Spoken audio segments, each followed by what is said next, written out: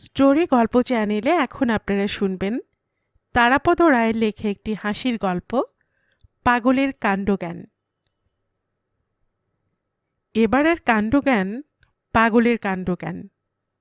এ বিষয়ে কারো মনে যদি কোনো সংশয় থাকে অনুগ্রহ করে এ সপ্তাহে কাণ্ডজ্ঞান পড়বেন না। এক পাগল ভদ্রলোক তার বাড়ির রাস্তার দিকের বারান্দায় বসে একটি জল ভরা গামলায় ছিপ ফেলে মাছ ধরছিলেন। পথ দিয়ে যেতে যেতে এই দৃশ্য দেখে কৌতূহলে একজন জিজ্ঞাসা করলেন, মশাই কটা ধরা পড়ল? এর উত্তরে ওই পাগল ভদ্রলোক কি বলেছিলেন তা নিয়ে কিঞ্চিত মতভেদ আছে। একটি বিখ্যাত শিশু কাহিনীতে আছে ওই পাগল ভদ্রলোক দাঁত খিঁচিয়ে জবাব দিয়েছিলেন, আপনাকে নিয়ে 3টে, এর আগে 8-2টো বোকা ধরেছি।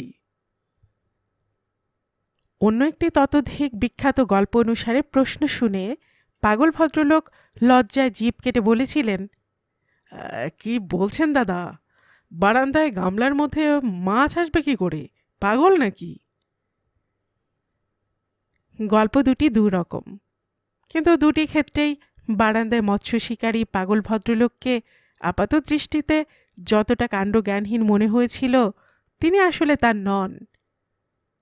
এ অবশ্য গল্পের পাগলের কথা, কিন্তু বাস্তব জীবনেও সত্যিকারের পাগলের কাণ্ডজ্ঞান কিছু কম নয়। পাগল দুরকম, রাস্তার পাগল ও ঘরের পাগল। প্রথমে রাস্তার পাগলের কথা বলি। রাস্তার পাগল মানে ঘরের বাইরের মুক্ত পাগল। প্রত্যেক রাস্তায়, মোড়ে, চৌমাথায়, বাজারে অন্তত একজন করে পাগল আছে। একজন থাকলে অবশ্য বিশেষ কোনো অসুবিধে হয় না, বরং এলাকাটি মোটামুটি বেশ জমজমাট থাকে। কিন্তু পাগলের সংখ্যা একের বেশি হয়ে গেলে অনেক সময় গোলমাল বেঁধে যায়। একজন পাগল আরেকজন পাগলকে কদাচিৎ সহ্য করতে পারে।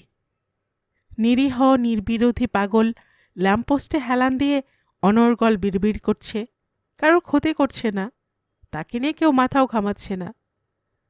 তার পাগলামির বহিঃপ্রকাশ অতি সামান্যই। 5-7 মিনিট পর পর রাস্তার যে কোনো মহিলাকে মিষ্টি হেসে জিজ্ঞাসা করে, হ্যালো, জাপান যাচ্ছেন কবে? সঙ্গত কারণেই পাড়ার লোকেরা এই লোকটির নাম দিয়েছিল জাপানি পাগল। লোকটি এ পাড়ার লোক নয়, তার পূর্বজীবনের কথা বিশেষ কেউ জানে না। কেউ কেউ বলে স্পাই, কারো ধারণা খবরের কাগজের রিপোর্টার। ভালোই ছিল লোকটা। হঠাৎ কোথা থেকে এই পাড়াতেই এক চঞ্চল উন্মাদ এসে উপস্থিত হয়েছে। সে অতি দ্রুত গলির এ মাথা থেকে ও মাথা পায়চারি করছে, আর প্রায় প্রত্যেককে জিজ্ঞাসা করছে, টাইম কত?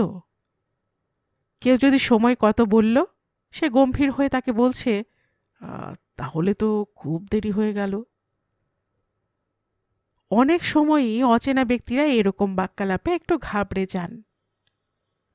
তবু মোটামুটি চলছিল, কিন্তু গোলমাল বাঁধল সেদিন যখন দুজনেরই খদ্দের এক হয়ে গেল। প্রথমজন যখন এক মহিলাকে কবে জাপান যাবেন বলে প্রশ্ন করছে, দ্বিতীয়জন তার কাছেই টাইম জানতে এলো। মহিলাটি অন্য পাড়ার, তিনি দ্রুত পদক্ষেপে গলি ত্যাগ করলেন।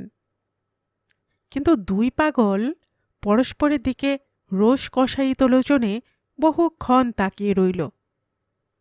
তারপর প্রথম পাগল বেশ শান্ত হয়ে হাত জোড় করে বলল, দাদা, এইটুকু ছোট গলি, এখানে দুজন পাগলের স্থান হবে না। দ্বিতীয় পাগল কি বুঝল কে জানে, সেই যে পাড়া ছেড়ে চলে গেল আর এলো না। প্রথম পাগল এখনও রোদ বৃষ্টিতে সে একই ল্যাম্পপোস্টে দাঁড়িয়ে থাকে এবং কিছুক্ষণ পরপর সম্ভাব্য জাপান যাত্রীদের কাছে তাদের যাত্রার তারিখ জানতে চেয়ে মিষ্টি হাসে। দ্বিতীয় পাগলটি অবশ্য এর মধ্যে বড় রাস্তায় পৌঁছে গেছে এবং পাগলামির কলা কৌশল বদল করেছে। এখন সে ট্রাফিক কন্ট্রোল করে। কর্তব্যরত হোমগার্ড বা ট্রাফিক পুলিশকে সাহায্য করার যথাসাধ্য চেষ্টা করে। কে যেন বলেছিলেন, সমস্ত পাগলেরই মনের বাসনা হলো ট্রাফিক কন্ট্রোল করা। এইটাই হলো উন্মাদনার সিদ্ধি লাভের শেষ সোপান। কোথা থেকে একটা ছোট লাঠি কুড়িয়ে নেয় এরা, কখনো এক টুকরো কাপড় বা চট জোগাড় করে, কখনো পতাকা উড়িয়ে রেল লাইনের পয়েন্টসম্যানের মতো, কখনো ছড়ি নাচিয়ে ড্রিল মাস্টারের মতো এরা ট্রাফিক দমন করে। এই রকম একজন পাগল একজন ঘুমন্ত ট্রাফিক পুলিশের সহায়তায় গত শনিবার সন্ধ্যায় পার্ক স্ট্রিটের মোড়ে এমন জটলা পাকিয়ে দিয়েছিল, সেই ট্রাফিকের জট হ্যারিসন রোড পর্যন্ত আটকিয়ে দেয়। কিন্তু এই দ্বিতীয় পাগলও কাণ্ডজ্ঞানহীন নয়। তার আছে পরিমিতিবোধ, তার আছে এলাকাবোধ। ট্রাফিকের জট পুরো পাকিয়ে গেলে শিশুর হাতের গুলি সুতোর মতো যখন গাড়িগুলো একেবারে জড়িয়ে যায়, যখন মিনি বাস আর ট্যাক্সিগুলো মর্মভেদী আর্তনাদ করতে থাকে, সে তখন রাস্তা থেকে উঠে আসে, ফুটপাথের উপরে পানের দোকানের আয়নায় নিজেকে লজ্জিতভাবে দেখতে থাকে। ট্রাফিক বিলাসী পাগলদের এলাকাবোধের কোনো তুলনা নেই। আমাদের পূর্ববর্ণিত পাগল লোকটি বাঙালি যুবক। পার্ক স্ট্রিটের মোড় পর্যন্ত সে যাবে, তার ওপারে কখনো সে যাবে না। রিপন স্ট্রিটে, ফ্রি স্কুল স্ট্রিটে ট্রাফিকের দায়িত্ব অ্যাংলো ইন্ডিয়ান পাগলের।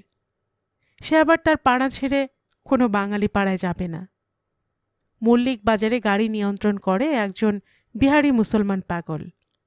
বেন্টিং স্ট্রিটে ছেঁড়া জুতো হাতে চিনেমান পাগলকে গাড়ি দমন করতে দেখেছি।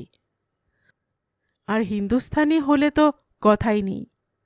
হাওড়া স্টেশন থেকে সোজা নেমে বড়বাজার, তার আবার ঠেলা গাড়ি, রিক্সা এসবের কন্ট্রোল করার দিকে ঝোঁক। প্রচণ্ড অধ্যবসায় সহকারে ৮০টা স্থানু ঠেলা গাড়িকে ২ ইঞ্চি করে ঠেলে ফাঁক করে একদিন খুব ভোরবেলা দেখেছি হিন্দুস্থানি এক পাগল দুটো গলির মুখ সম্পূর্ণ আটকে বন্ধ করে দিল। তারপর সেই ৮০টা ঠেলা গাড়ির ফাঁক বুঝিয়ে গলির মুখ খোলা, সে এক অসম্ভব অবস্থা। তবু রাস্তার পাগল ভালো। রাস্তার পাগল দেখে ভয় পাওয়ার কিছু নেই।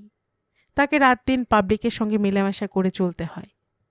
অনেক ঘা খেয়েছে সে, তাকে না ঘাঁটালে সে কখনই খুব বিপজ্জনক হবে না। কিন্তু ঘরের পাগল সাংঘাতিক হতে পারে। বন্ধুর বাড়ির দরজায় কলিং বেল টিপে অপেক্ষা করছেন, এমন সময় পাশের বাড়ির পাগল পা টিপে টিপে পেছনে এসে আচমকা আপনার গলা টিপে ধরল। এরকম অনায়াসেই হতে পারে। ঘরের পাগল শুধু বাড়িতে নয়, অফিসেও আছে। একটা অফিসের খ্যাতি ও প্রতিপত্তি নির্ভর করে সেই অফিসে কতজন নির্ভরযোগ্য পাগল আছে তার উপরে। অনেকে হয়তো জানেন না, বহু পুলিশের দারোগা পাগল। ২ জন উন্মাদ বড়বাবু আর একজন পোস্টমাস্টারকে আমি ব্যক্তিগতভাবে চিনি। বহুতল বাড়িগুলির লিফটম্যানদের মধ্যে অন্তত শতকরা ২৫ জন পাগল। কেবল টেনে টেনে ভুরুর লোম ছিঁড়ছে আর বিড়বিড় করছে, অথবা মিটমিট করে হাসছে। ৭ তলা বললে ১৩ তলায় নামিয়ে দিচ্ছে। কিন্তু তবু লিফট ওঠানামা করছে। থানা, পুলিশ, অফিস কাছারি যা হোক করে চলছে। ডাক বিলি হচ্ছে। পাগলের কাণ্ডজ্ঞান আছে বলেই না এসব সম্ভব হচ্ছে। দুঃখের বিষয়, রাজ্য বিদ্যুৎ পর্ষদে বা হরিণঘাটা দুধের ডেয়ারিতে কোনো পাগল নেই। তাই তাদের আজ এত বেহাল, এত দুরবস্থা। স্টোরি গল্প চ্যানেলে এতক্ষণ আপনারা শুনছিলেন তারাপদ রায়ের লেখা একটি হাসির গল্প, পাগলের